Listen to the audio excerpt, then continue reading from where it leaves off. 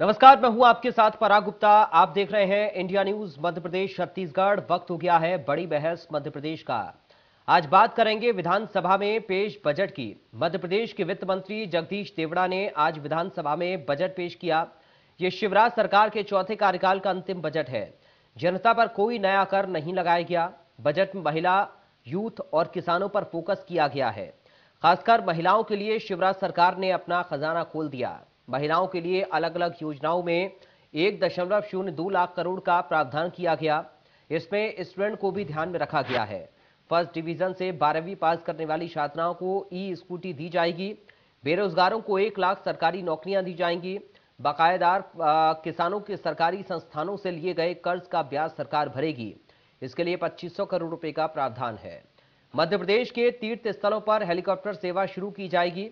पर्यावरण को ध्यान में रखते हुए 15 साल पुरानी सरकारी गाड़ियां प्रदेश में अब नहीं चल पाएंगी। अप्रैल से नीति लागू हो जाएगी।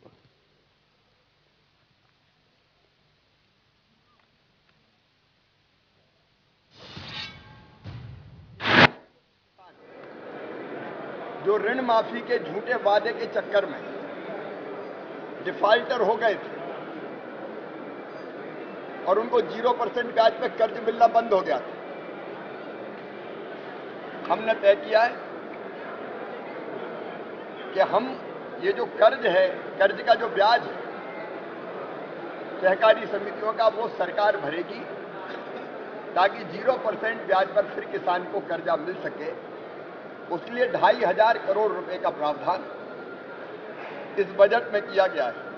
बातें हैं, बातों का क्या।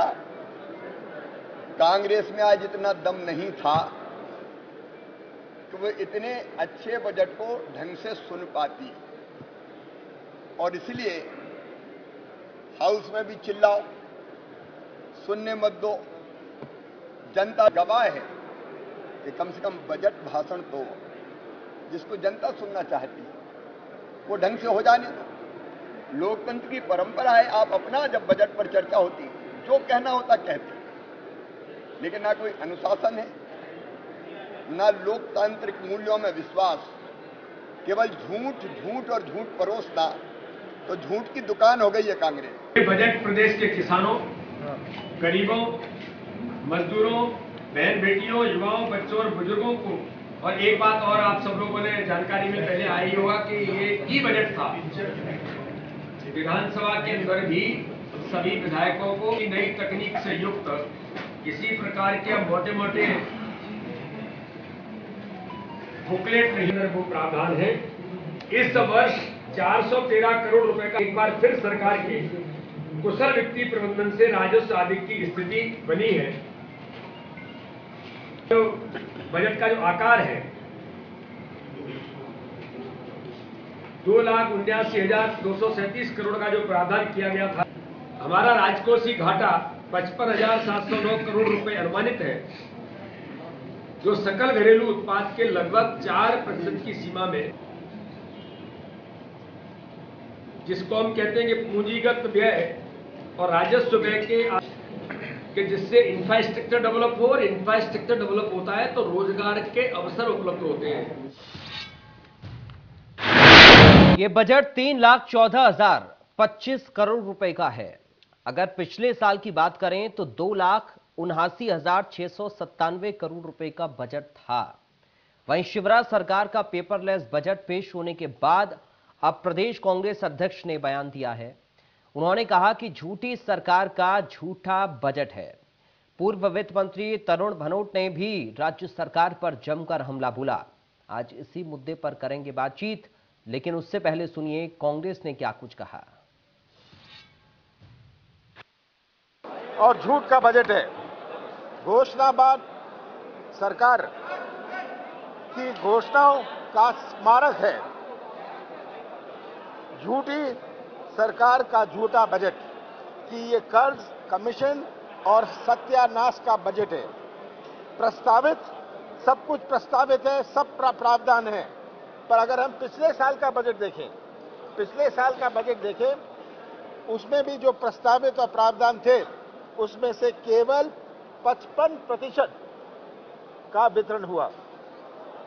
तो ये पिछले साल की बजट की ये तुलना कर लें और ये बजट तो केवल 3 महीने का है।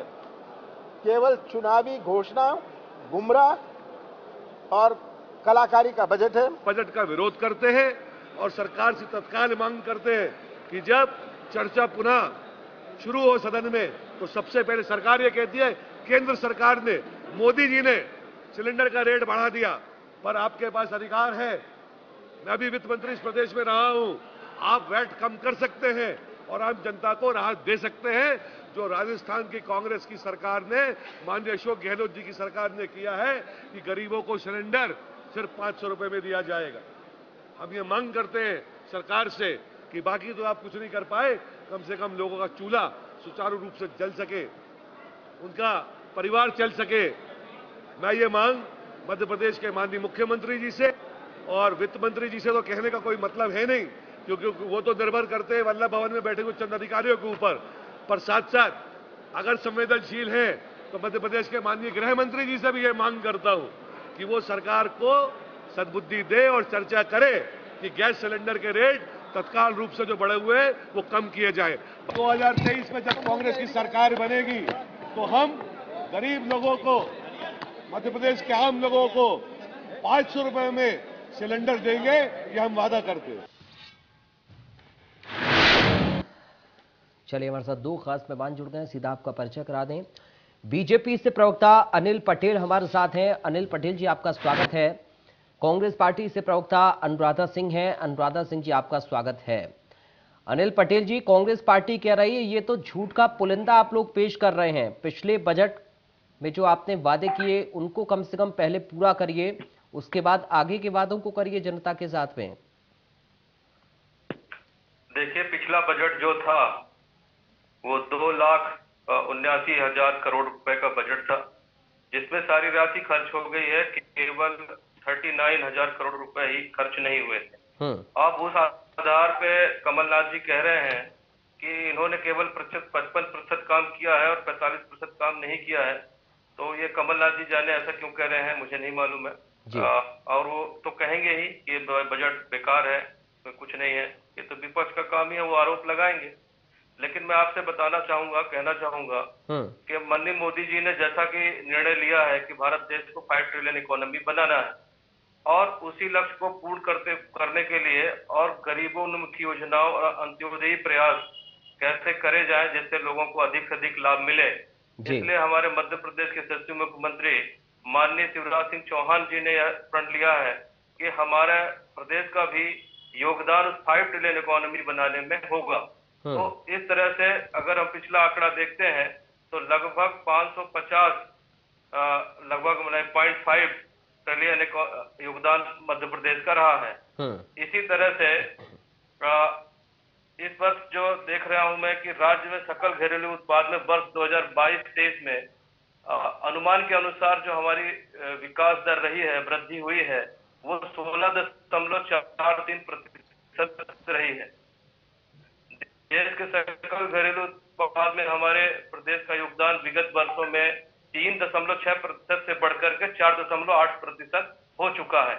मध्य प्रदेश की प्रति व्यक्ति आय जो 2011-12 में 30,000 थी और कांग्रेस के शासनकाल में 2001 और 2 में ये मात्र 10,000 रुपए थी, वह बढ़ करके आज 1,40,582 रुपया हो गई है। मध्य प्रदेश इस तरह से आगे बढ़ने का काम कर रहा है और निश्चित यह बजट गरीबों के लिए, महिलाओं के लिए, किसानों के लिए, शिक्षा, स्वास्थ्य सभी क्षेत्रों में काम करके उत्कृष्ट स्थान प्राप्त करेगा। जी अनुराधा सिंह जी, हर तबके के लिए कुछ ना कुछ इस बजट में किया। अनिल पटेल जी ये कह रहे हैं कि हमने किसानों के लिए किया, युवाओं के लिए नौकरियों का वादा किया है, महिलाओं के लिए राशि, छात्राओं के लिए स्कूटी, पॉल्यूशन खत्म करने के लिए 15 साल पुरानी गाड़ियां, ये सारी चीजें तो है। फिर इसके अलावा और क्या आप लोगों को लगा कि इस बजट में होना चाहिए था जो सरकार ने नहीं किया है?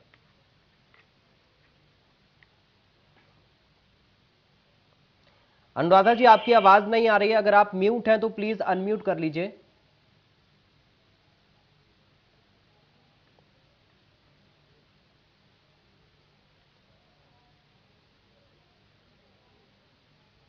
नहीं, अभी भी आपकी आवाज नहीं आ रही है।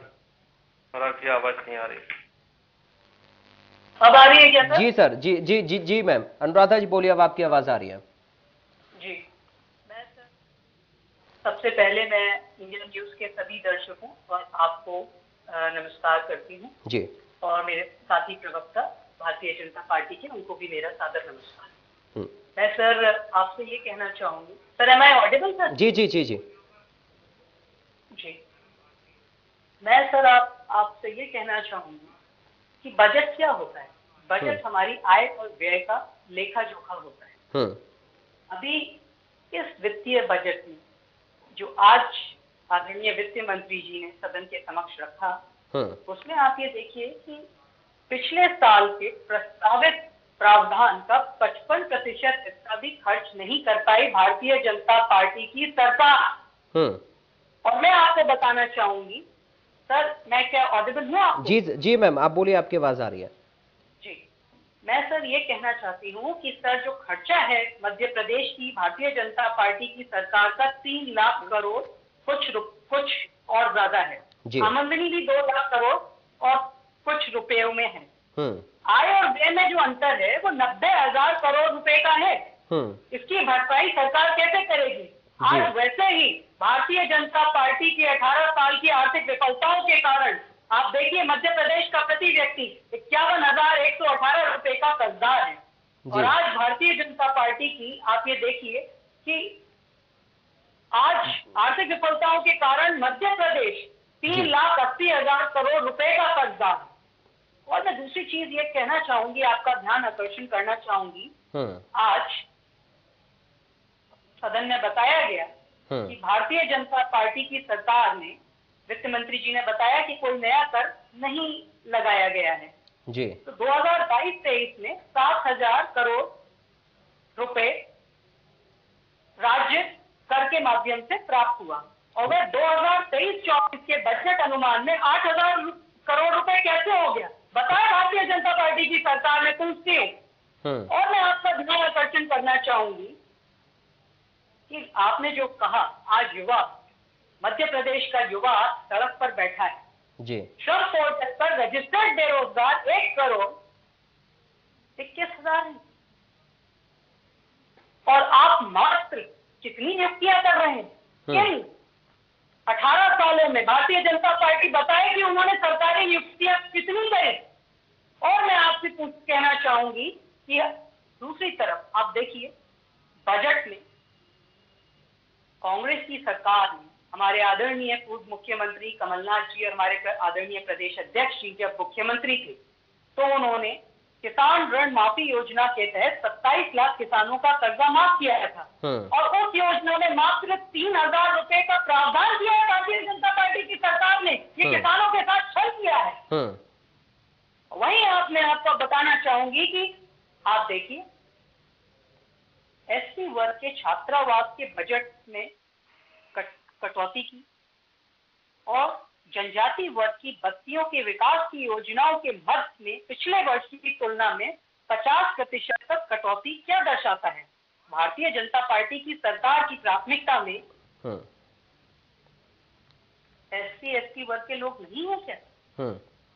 मैं तीसरी चीज आपसे ये कहना चाहूंगी, जो आपने महिलाओं की बात करी जी। एनसीआरबी डेटा के अकॉर्डिंग मध्य प्रदेश महिलाओं के अत्याचार में प्रमुख स्थान रखता है। मिसिंग गर्ल कंप्लेंट में नंबर 1 और मध्य प्रदेश में महिला सुरक्षा के लिए क्या प्रावधान है बजट में? जबकि ये मोस्ट एसेंशियल है। आज महिलाएं अपने आप को सुरक्षित महसूस नहीं करती है मध्य प्रदेश में। आप आए दिन आप ही से बताते हैं, आपके चैनल के माध्यम से और अखबारों के माध्यम से हम रोज देखते हैं क्या प्रावधान किया है भारतीय जनता पार्टी की सरकार ने। ठीक है अनिल पटेल जी, महिलाओं की सुरक्षा के लिए कोई प्रावधान नहीं, किसानों के साथ आपने छल कर दिया। और जो बात अभी कमलनाथ जी कह रहे थे वही अनुराधा सिंह भी कह रही हैं कि आपने बजट पूरा खर्च नहीं किया, आपने आधे से थोड़ा ज्यादा बजट खर्च कर दिया। तो ये आखिर पैसा गया कहां और उन योजनाओं का क्या हुआ, उन वादों का क्या हुआ जो पिछले बजट में आप जनता के सामने पेश कर रहे थे? और अगर आप कर नहीं लगा रहे हैं तो इतनी कर की वसूली आखिर कैसे 1 साल के अंदर बढ़ी और ये दोगुना हुआ? पटेल साहब। देखिए पराग जी, जो कर्ज वाली बात है उसका मैं जवाब पहले दे चुका हूं, उसको मुझे लगता है रिपीट करने की आवश्यकता नहीं है। ठीक है, फिर भी कुछ चीजें बता देता हूं कि जो कर्ज वाली बात इन्होंने कही है, तो कांग्रेस शासनकाल में 2001 और 2 में इन्होंने जो GSDP अनुपात के अनुसार जो प्रावधान है कि प्रदेश सरकारें कर्ज ले सकती हैं, उसी नियम के तहत ही कर्ज लिए जाते हैं और उस समय ये कर्ज का अनुपात 40% से अधिक था और आज हमारा जो अनुपात है वो लगभग 22% है। तो ये स्पष्ट है कि क्या स्थिति है, कितना कर्ज हम ले रहे हैं। बजट बढ़ा है तो कर्ज भी बढ़ा सकते हैं, वो डिपेंड करता है कि कितना हमारा बजट है। दूसरा इन्होंने, मुझे ध्यान में आ रहा है, इन्होंने अनुसूचित जाति और जनजाति पे प्रश्न उठाया है और कहा है कि उसमें बजट में कटौती की गई है। तो मैं आपको बताना चाहूंगा कि अनुसूचित जनजातियों के लिए इस वर्ष 36,950 करोड़ रुपए का प्रावधान किया गया है, जो पिछले साल से 37% अधिक है। इसी तरह से अनुसूचित जाति में 26,087 करोड़ रुपए का प्रावधान किया गया है, यह भी 37% अधिक है। महिलाओं के लिए 1,02,976 करोड़ रुपए का प्रावधान किया गया है, जो पिछले बजट से 22% अधिक है। इसी तरह अधोसंरचना में, कृषि में, खेल में, शिक्षा में, सब में कहीं 17%, कहीं 22%, कहीं 37% तक वृद्धि हुई है। पुलिस प्रशासन में भी 10,298 करोड़ रुपए का प्रावधान किया गया है, जो पिछले बजट से 813 करोड़ रुपए अधिक है। रही बात महिला सुरक्षा के लिए, तो मैं बताना चाहूंगा कि जब मध्य प्रदेश में दिग्विजय जी का शासनकाल था, मैं इसलिए बार बार दिग्विजय सिंह का शासनकाल बोलता हूं कि आप तुलना के कहते हैं कि 15 महीने की सरकार की तुलना 19 साल की सरकार से नहीं हो सकती है। तो मैं तो कहता हूं कि ठीक है, 11 साल आप दिग्विजय सिंह जी का भी जोड़ लीजिए, तो थोड़ा सा तुलनात्मक अध्ययन करने में संतुलन बना रहेगा। तो उस समय यहाँ लॉ एंड ऑर्डर की क्या स्थिति थी, महिलाओं की क्या स्थिति थी, कितने अपराध होते थे, डाकुओं का अड्डा बना हुआ था। आज यह कोई समस्या मध्य प्रदेश में नहीं है और हमने इतने कड़े कानून बनाए हैं महिला सुरक्षा को लेकर के कि आज तक मध्य प्रदेश में सर्वाधिक, पूरे देश में किसी भी राज्य का आंकड़ा उठा लीजिए, फांसी देने का नियम हमने बनाया और सर्वाधिक फांसी, लगभग 45-50 से अधिक फांसी देने का काम मध्य प्रदेश की सरकार ने किया है, जिन्होंने महिलाओं पर अत्याचार किए हैं, अपराध किए हैं। जी पराग जी। लेकिन एक चीज, ठीक है, एक बार अनुराधा जी से मैं जवाब ले लूं, फिर मैं आपके पास आ रहा हूं। अनुराधा जी बोलिए, रखिए अपनी बात। मैं सर सबसे प्रमुख रूप से आपसे ये कहना चाहती हूँ कि देखिए, घोषणाओं पे घोषणाएं, घोषणाओं पे घोषणाएं, इन 18 वर्षों में आदरणीय मुख्यमंत्री शिवराज सिंह जी ने अनेकों घोषणाएं करी। उनकी धरातल पर क्या स्थिति है आज बताएं मध्य प्रदेश की जनता को। दूसरी चीज मैं कहना चाहती हूँ आपसे, उनके कार्यकाल में 6 इन्वेस्टर समिट हुए। कितना इन्वेस्टमेंट हुआ मध्य प्रदेश में और कितना उन इन्वेस्टर समिट को आयोजित करने में कितना सरकार का खर्चा हुआ, बताएं मध्य प्रदेश की सरकार को। तीसरी चीज मैं आपसे कहूंगी, तथ्यात्मक रूप से बात होती है तो बजट क्या होता है? बजट सरकार के आय और व्यय का लेखा जोखा होता है। आप यहाँ प्रस्तावित बात कर रहे हैं, प्रस्तावित प्रावधानों की। प्रस्तावित प्रावधान क्या होते हैं आप मुझे बताइए ना। 55% हिस्सा मध्य प्रदेश की भारतीय जनता पार्टी पिछले साल का अपना बजट का खर्चा नहीं कर पाई। ये क्या दर्शाता है? लेकिन पटेल साहब तो कह रहे हैं ना अनुराधा जी कि वो पूरा खर्च कर दिया। शिवराज सिंह चौहान जी की सरकार की। मैं सर आपकी प्रश्न का उत्तर ही दे रही हूँ। मैं सर बहुत इंपॉर्टेंट इशू रेज कर रही हूँ। जो मैं आपसे कह रही हूँ, आज मध्य प्रदेश 3,80,000 करोड़ रुपए का कर्जदार है। ये भारतीय जनता पार्टी की आर्थिक विफलता है। अगर 18 साल भारत के किसी भी मुख्यमंत्री को मिलते तो मध्य प्रदेश एक आइडियल स्टेट होती। यहाँ तो हम कर्जदार हैं। और आप देखिए, जितना भी जो हमारी जो स्टेट है, आज भी हम एक बैकवर्ड स्टेट बने हुए हैं। क्यों? ये भारतीय जनता पार्टी की आर्थिक विफलता है। और मैं आपसे ये कहना चाहूंगी, आज मध्य प्रदेश का प्रति व्यक्ति 51,118 रुपए का कर्जदार है। क्यों? और तीसरी चीज जो मैं आपका ध्यान आकर्षण करना चाहूंगी कि जहां खर्चा हमारा 3 लाख करोड़ रुपए से कुछ ऊपर है, आमदनी 2 लाख करोड़ रुपए से कुछ ऊपर, जो आय और व्यय का जो अंतर है 90,000 करोड़ रुपए का, उसको आप कैसे बांटेंगे? ठीक है, बहुत जल्दी से पटेल साहब, बहुत जल्दी से उत्तर इस पर। मैं कहती हूँ, महिलाओं की सुरक्षा के लिए क्या प्रावधान है? ठीक है, चलिए उस पर वो बता चुके हैं। प्लीज पटेल साहब, बहुत जल्दी से, कर्जा बढ़ता जा रहा है, बहुत जल्दी। देखिए, कर्जा नहीं बढ़ रहा है। कर्जा अगर लोगों के विकास के लिए, जनता के विकास के लिए कर्जा लेना पड़ेगा तो नियम के अनुसार ही कर्जे लिए जाएंगे। जहां तक इन्होंने प्राप्तियों की बात की है, आय और व्यय का इन्होंने लेखा जोखा मांगा है, तो मैं आपको बताना चाहूंगा कि प्राप्तियां हमारा 2 लाख और लगभग 2.5 लाख, मान लीजिए 2.5 लाख करोड़ की हमारी प्राप्तियां हैं। कुछ अनुदान हमको केंद्र सरकार से मिलता है और कुछ हम कर्जा भी लेते हैं। तो अगर देश को या प्रदेश को आगे बढ़ाता है तो उसमें कर्ज लेने में भला क्या बुराई है। कमलनाथ जी कर्ज लेते थे सलमान खान और हीरो हीरोइनों का डांस कराने के लिए या उनका कार्यक्रम कराने के लिए। हम जनता के विकास के लिए कर्ज लेते हैं और कर्ज अगर जब भी लेना पड़ेगा जनता के लिए तो हम लेंगे, इसमें कोई गुरेज नहीं। रही बात इन्होंने कि क्या किया है, कमलनाथ जी ये जवाब दे। कमलनाथ जी ने कहा था कि ऋण हम 10 दिन में माफ करेंगे, तो 10 दिन क्या, आपको तो 15 महीने मिले थे, तो आपने डिफाल्टर हो गए और जिसके कारण से आज मुख्यमंत्री जी को लगभग 2,500 ठीक है। अनुराधा जी मैं आपके पास आ रहा हूँ। एक आखिरी उत्तर अनिल जी आपसे मैं ले लूँ, उसके बाद अनुराधा जी आपके पास में आ रहा हूँ। अनिल पटेल जी, आप कह रहे हैं कि आपने कोई कर नहीं लगाया है, लेकिन जीएसटी आने के बाद प्रदेश की सरकारों के पास कितना अधिकार है कर लगाने का? पराग जी, आप कह रहे हैं ना सर कोई कर नहीं लगाया, प्रदेश के पास अधिकार ही कितना बचा है सर कर लगाने का? देखिए पटेल साहब आप ही से पूछ रहा हूँ। दायरे में नहीं आती हैं जो जीएसटी के दायरे में आ रही हैं। हाँ मैं बोल रहा हूँ, आवाज आ रही है क्या? जी आवाज आ रही है पराग जी? सर आ रही है, आपकी आवाज आ रही है, बोलिए आप। हाँ मैं कह रहा हूँ जो जीएसटी जिन पे लागू है, जिन चीजों पे जीएसटी लागू है उसमें केंद्र सरकार निर्धारित करती है और आधा जीएसटी प्रदेश को मिलता है, उसमें भाग मिलता है। और जहां जीएसटी नहीं लागू है उन सारी चीजों पे प्रदेश को कर निर्धारण करने का अधिकार सर है, लेकिन वो चीजें हैं क्या जिन पर पहले से ही इतना ज्यादा कर बढ़ा हुआ है, महंगाई की मार जनता पर पड़ रही है, उसके बावजूद भी आप उस पर लगाएंगे क्या? बिल्कुल, देखिए ऐसा कभी नहीं देखने को मिला है इतिहास में कि उल्टा कुछ कर घटाए गए हों। अगर हमें राहत देनी होती है जनता को तो हम कोई नया कर नहीं लगाते हैं। ठीक है, ये योजना रहती है। ठीक है। बहुत जल्दी से अनुराधा जी आपसे फाइनल उत्तर मैं चाहूंगा, क्योंकि कर्ज लेने का एक नियम होता है, एक प्रोसीजर होता है, उसके तहत हर प्रदेश कर्ज लेता है। लेकिन आपको ऐसा लगता है कि बिना कर्ज के सरकारें चल सकती हैं? देखिए सरकार का दायित्व होता है कि जनता को राहत देना, जनता का और मध्य प्रदेश का सामरिक रूप से हर तरीके से विकास करना। अब अभी जो मैं आपका ध्यान आकर्षण करना चाहूंगी कि रही बात पेट्रोल उस पर टैक्स लगा देंगे इस तरीके से पेट्रोल मिल रहा है, तो क्या जनता को राहत नहीं करनी चाहिए थी? वैसे ही भारतीय जनता पार्टी की सरकार में महंगाई के कारण सभी